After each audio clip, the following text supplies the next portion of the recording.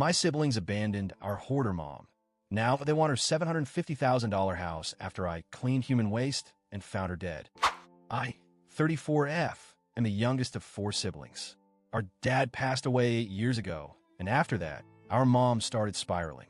What began as clutter turned into full-blown hoarding. I'm talking extreme. The house smelled like ammonia. There were dead mice under piles of trash, mold on the walls, and literal human waste on the floor. It was hazardous.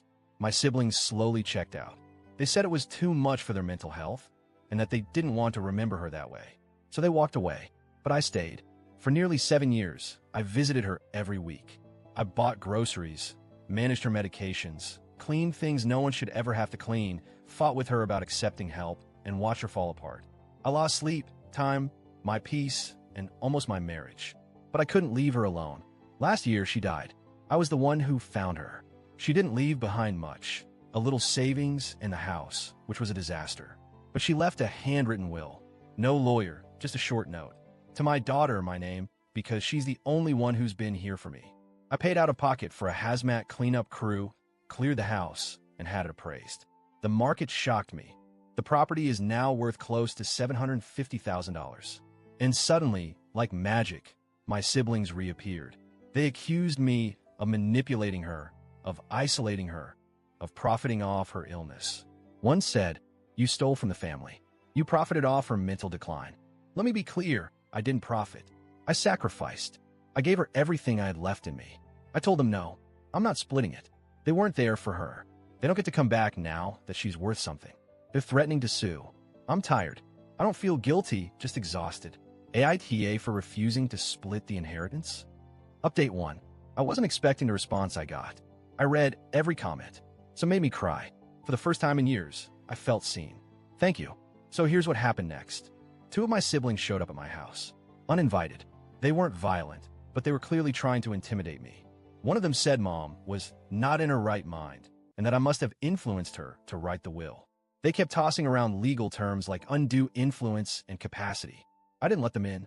I told them if they truly believed they had a case, they could try it in court. I have everything documented. Photos, receipts, messages, even an old voicemail from Mom saying, "You're the only one who still talks to me." That same sibling later posted a public Facebook rant accusing me of taking advantage of a vulnerable old woman. They tagged me. People I hadn't talked to in years started reaching out. I said nothing. I wasn't going to feed into the drama. I met with an estate attorney. He confirmed the will is valid under our state's laws. Based on my documentation and the siblings' total absence for years, he said they'd have a very weak case. Emotionally, though, I'm still drained. I have nightmares about that house, about the smell, about being back in that dark place. But I know this. I stayed. They didn't. I honored her in life, and now I'm honoring what she left behind. Still not splitting it. Update 2. It's been a month since the last update, and something unexpected happened. My youngest brother, 38M, the one who posted the Facebook rant, reached out again, but this time he apologized. He said therapy made him realize how much guilt he was carrying. That seeing me get everything triggered shame, not greed. That attacking me was easier than facing how he abandoned Mom. He deleted the Facebook post, said he understands now, even if he still struggles with how it all went down. We had coffee. It was awkward but healing. I told him things he never knew, like how I used to cry in the car after visits, how I got sick from mold, how broken I felt for years. He was quiet for a long time. Then he said, "I had no idea." He's not joining the lawsuit. He doesn't want anything, just peace. That means more than I can put into words. The others? Silence. Still no legal filing.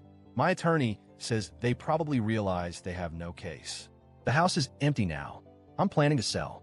And with part of the money, I want to take a solo trip, just to breathe. I'm also considering starting a small scholarship in Mom's name for caregivers like me dealing with hoarding and abandonment. I'm not doing this out of revenge. I'm doing this for me now. Final update. 6 months later, I'm finally ready to close this chapter. The house sold. I didn't get quite $750,000, but enough. I paid off debt, put money away, and went on a 2-month solo trip across Europe. Just me in the quiet. I hiked in the Dolomites. Sat by a lake in Switzerland. I journaled. I cried. I breathed. I remembered who I was before caregiving consumed me. One sibling and I, the brother who apologized, still talk. We're not pretending things are perfect, but we're being honest. The others never reached out again. And that's okay. Not everyone wants resolution. Some people just want something to be mad about. What surprised me most was that I started writing, really writing. I'm working on a memoir about caregiving, grief, and hoarding. A small press has shown interest. It might not be big, but it's mine. It feels like turning pain into something that matters. As for Mom, I still have complicated feelings. Some days I miss her. Some days I'm angry. But I also remember her smile. The way she said, "You're the only one who didn't leave me." That voice stays with me. So thank you, Reddit. You helped me find clarity when I was drowning in guilt. You reminded me that loving someone doesn't mean losing yourself, and that choosing to stay and then choosing to heal is its own kind of bravery. I didn't just inherit a house. I inherited the right to start over. And that's exactly what I'm doing.